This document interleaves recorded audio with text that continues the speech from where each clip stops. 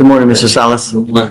So you're charged with driving while intoxicated. You're facing up to 6 months in jail and/or two. Right out the gate, the judge drops the full warning, package charges, jail time, fines, everything. This is where viewers forget. A bond hearing isn't casual. Even before evidence is discussed, the stakes are real. Quick question for you watching.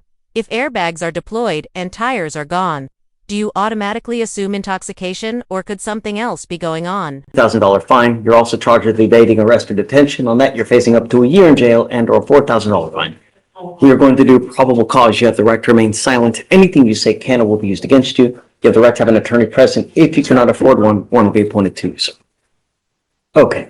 On or about March 26, 2025, an officer was on patrol on Gulf Freeway in Harris County, Texas. The officer observed a motor vehicle disabled in the left hand with grass speeding, dividing southbound and northbound lanes of traffic. The motor vehicle had multiple airbags deployed and all four tires appeared to be damaged. On arrival, the officer observed additional motor vehicle disabled on the open access roadway of what was formerly a car dealership. The officer observed the witness walking towards the officer, trying to get the officer's attention. The witness said 5 minutes prior to the officer's arrival, the defendant approached the witness after the witness' tires were blown out. The witness informed the officer that the defendant demanded to use the witness's phone. The witness advised the officer that the defendant wanted to contact the defendant's mother to pick up the defendant from the scene. The witness told the officer that the defendant continued to approach aggressively, and that the witness told the defendant the witness would call the police if the defendant did not stop. The witness said the defendant fled the scene on foot. The witness described the defendant's clothing, and the officer observed the individual matching the description, running and approaching the scene of the incident. As the defendant approached the scene of the accident, the defendant began walking in a parking lot adjacent to the freeway. The officer gave loud verbal commands for the defendant to stop. The defendant fled on foot on the grass along a ditch. The defendant slid down a ditch and the defendant crossed Water Creek, then climbed the fence attached to private residence, and fled on foot for approximately 0.4 miles before he was later detained by a Houston Police Department and turned over to deputy. The scene was moved to a Shell station to continue the investigation. The officers contacted the defendant. The officers observed a strong odor of alcoholic beverage emitting from the defendant, and the officers observed the defendant have red glossy eyes, slurred speech, dry mouth, competing phrases, and agitated demeanor. You say a shaky demeanor? Sorry, agitated demeanor. And the defendant denied drinking alcohol and initially denied drug use, and then stated that he had been off for a couple of days and had consumed paste or coke. The officer, through training experience, knows this to be represented cocaine. The defendant admitted that he was going to a girl's house when the incident occurred and agreed to perform the standardized field sobriety tests. Those were administered, and the officer observed success exclusion on the HGN. The officer did not. Okay, pause. This is the defense attorney's moment. Watch how he goes straight for the weak point. Operation. In DWI law, proving someone was actually driving is critical. Being near the car isn't enough. So while the story is chaotic airbags ditch sliding, running through grass, the legal question remains simple. Administered the walking trailer while next stand due to the defendant injuring his feet while fleeing. Defendant consented to a breath sample, which was not completed due to interference being detected. The officer obtained a search warrant for the defendant's blood, and there was a blood draw for the defendant. Okay. Your Honor, may I come? Please. I might have missed something, but besides the state saying that my client said he was going to someone's house, I didn't hear any operation facts. I mean,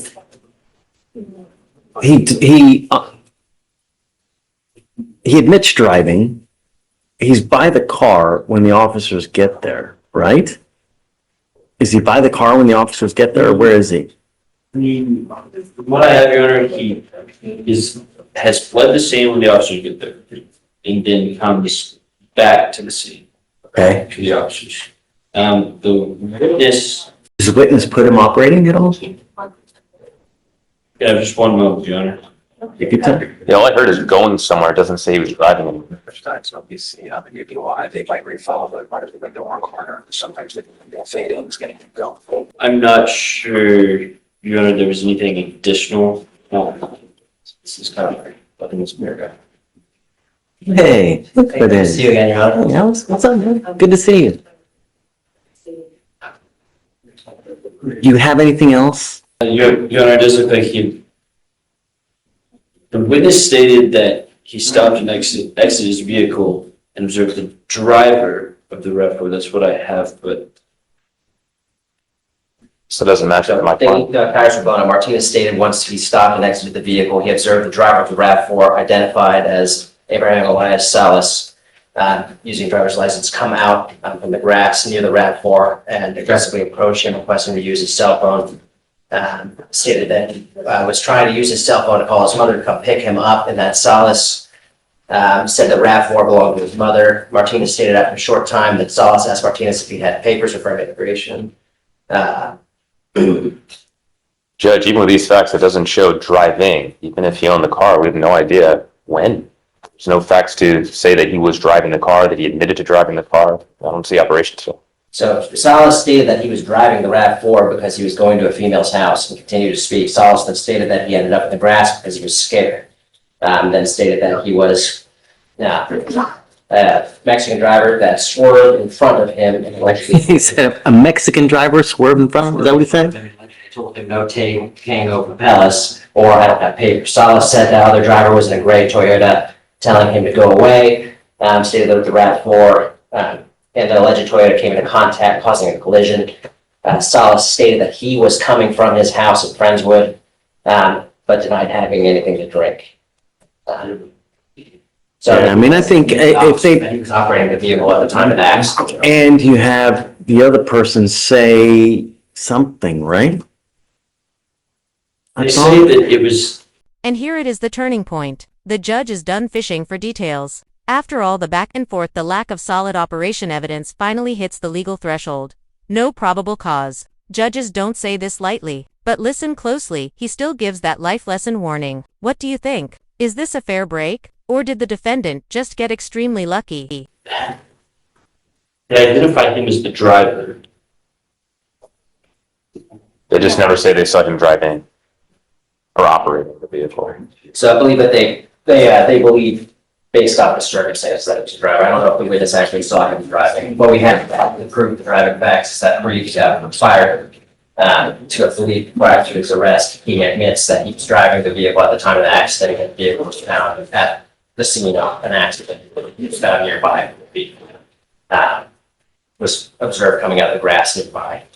By the other driver. Although it's an admission, Judge, it needs to be an admission plus. I don't see that being enough for the plus. Mr. Salas, I'm going to find that there's no probable cause in your case. Every freaking day in our county, someone dies from an alcohol-related collision. Don't become a statistic because of a boneheaded move that you make where you kill someone. Do you understand? Now, I'm going to find no probable cause. It's very possible they go indict this case at a later time if they get more evidence, but don't kill anyone. Do you understand? Yes, Your Honor. See, Thank you. Are there any conditions you're imposing on the evading case? no, I'm going to find no, on both. On both. Thank you, Judge. Talk to me. Desmond Smith. Okay. He's one of the ones that, Yeah, ones, okay. What's the last name? Smith, Desnick, did you do? Out of Louisiana, one of those four guys that you already talked about. He's the one that did not have he was a passenger, not the one with the weapon. There were 3 passengers. I talked to his mother. How old is this kid? He's awfully young. I can't, he got a computer, I don't. He looks awfully young. I talked to his mother. His mother's willing to post bond and able to post bond if it's reasonable. Therein lies the question. What is reasonable? Right. 1,500 would be reasonable. He's coming back in. I know. Nelson, did they respond? What's that? Did they respond on Nelson? Smith, then bring up Mr. Smith. Okay, yeah, we're on Smith. Okay. Smith's coming out now. Black claims that they told them they were not going to mess with it. But we're still waiting for the official word from Florida. What's that name of that city? I don't know that, I just went by the county. Another one of those. I've been mispronouncing, Natchitoches. I've been mispronouncing I county. know. Morning, Mr. Smith. How's jail? The worst experience of my life, bro. Makes me really happy. It's supposed to be, you know? The idea of jails are that you learn, and unfortunately, we have people that just don't get it. No matter how long the sentences are, no matter how cold the bars get, they just don't get it. You're wanted out of Louisiana for this, this car. Yes, sir. Your lawyer's asking for me to set you a bond, but I don't know. I've never met you before. I don't know you. You know, one of the things that I consider is, number one, are you going to go back if we set you a bond? Number two, are you a dangerous person? Because I don't want to set you a bond and then you leave a wake of destruction on your way to Louisiana. I mean, I don't want that. Yes, sir. So, Mr. Kim, tell me about Mr. Smith.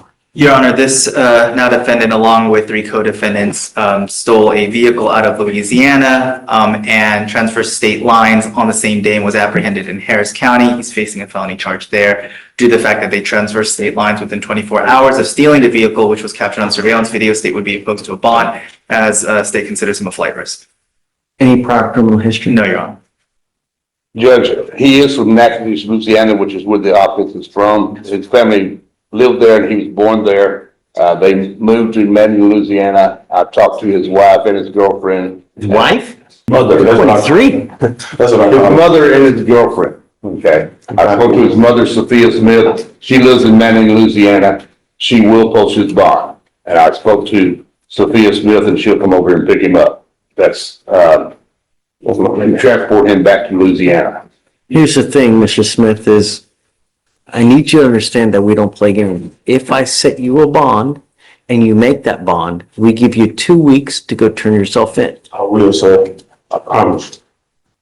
We don't play games. So if you fail to do it, I'm going to revoke that bond. I'll set it at 0. I'm going to issue a nationwide warrant for your arrest. I'm going to get you because you can't run forever. And the next time, you will not get another one. Do you understand? Okay. I'm going to set you a bond at $1,500. Here's the other thing. Life is short. Life, when you end up with a bunch of convictions, it doesn't become a fun life. What makes life fun is you get knowledge. And when you get knowledge, you buy things because you get money. But you only do that when you go out there, school, learn, get a good job. That's what life is about. I'm not picking up convictions. So that's another, I'm in college right now too, sir. That's why it's kind of crazy. I'm Really in college? for audio arts. And now with all this, really? Dude, when you hang with boneheads, it doesn't end up well, you know? Get a clue so you don't end up back here. Mr. Smith, I'm going to set your bond at $1,500. Just, Mr. Smith, Yes, sir. don't disappoint us, man. Do something with your life. Don't become another statistic. $1,500 and then do right, man. It's not hard in this life, you know? All right, we got you, buddy. Thank you, Judge. So if he can make it, I'll print out the reset for him to sign and I have the waiver withdrawal for you to sign. 'Cause he's- I'll read it. Don't send him back yet. You got some. Yeah, so I'm typing up the reset right now, but the waiver withdrawal is there for you to sign. You're Jeffrey Chauvin. Yes, sir. Mr. Chauvin, you're charged with criminal trespass. You're also charged with resisting arrest. We are going to do probable cause. You have the right to remain silent. Anything you say can or will be used against you. You have the right to have an attorney present if you cannot afford one. One will be appointed to you, sir. Okay. Please. On March 5th, 2025, an officer was dispatched to a trespasser call at a Whataburger in Harris County, Texas. Complaining witness, an employee, stated that she told the defendant who was in their dumpster in the parking lot to leave, and the defendant refused. Staff tried to tell the defendant to leave again at 1 a.m., and defendant stated that he would leave in an hour. At 2 a.m. and 3 a.m., defendant was still refusing to leave after being asked to do so multiple times. At 5 a.m., the trash company came, and defendant refused to come out so they could not pick up the trash. The officer observed defendant in the dumpster and asked him multiple times to come out and that he had been trespassed from the location, but defendant continued to refuse for about 30 minutes.